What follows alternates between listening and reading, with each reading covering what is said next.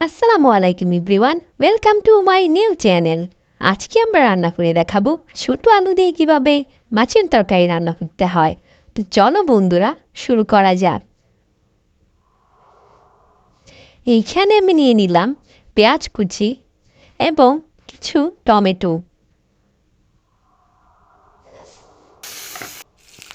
তারপর আমি মাছগুলো ভেজে নিব। আপনারা চাইলে এখানে অন্য মাছ ইউজ করতে পারেন। আমার কাছে ট্যাংরা মাছ ভালো লাগে, তাই আমি এই মাছই নিয়েছি।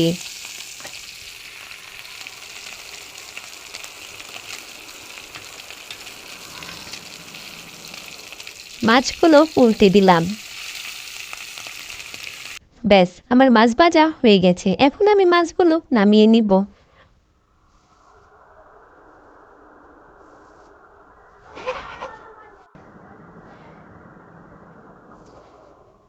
তারপর আমি টমেটোগুলো হালকা করে ভেজে নিব।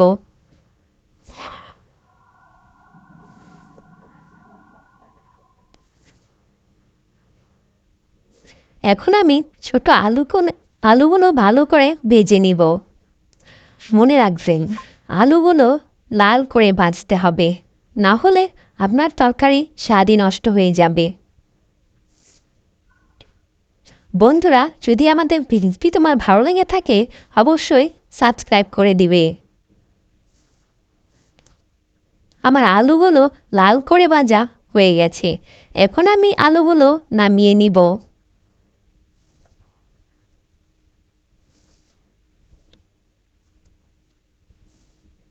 তারপর আমি দিয়ে দিলাম কড়াইতে সয়াবিন তেল।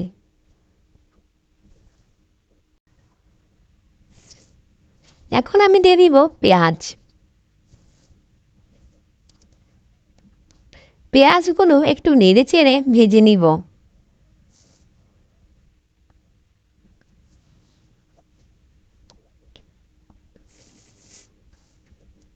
তারপর দিয়ে দিব হলুদ গুঁড়া।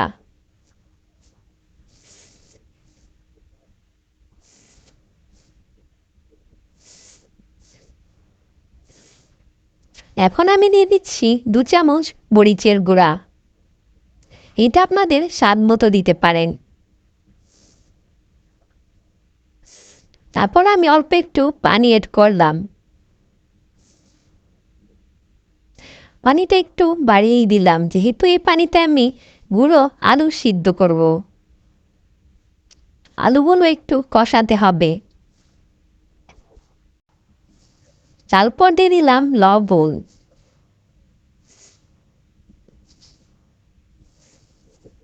আমার পানিটা বলক চলে এসেছে। এখন আমি আলুগুলো কষিয়ে নিব।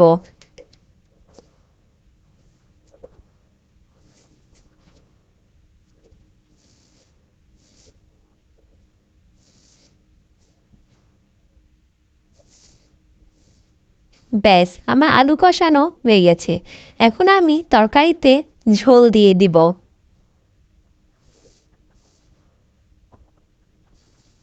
পানিটা একটু বেশি করেই দিবেন, তা না হলে শুকিয়ে যেতে পারে।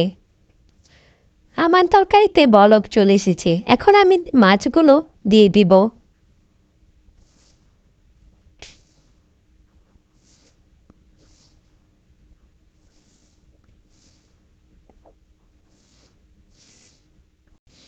কিছুক্ষণ পর আমি তরকারিতে টমেটোগুলো দিয়ে দিব।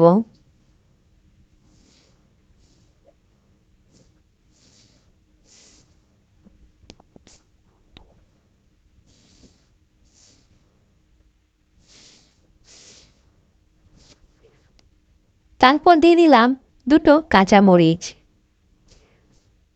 ব্যাস, এই তো আমার ছোট আলুর তরকারি রান্না রেডি।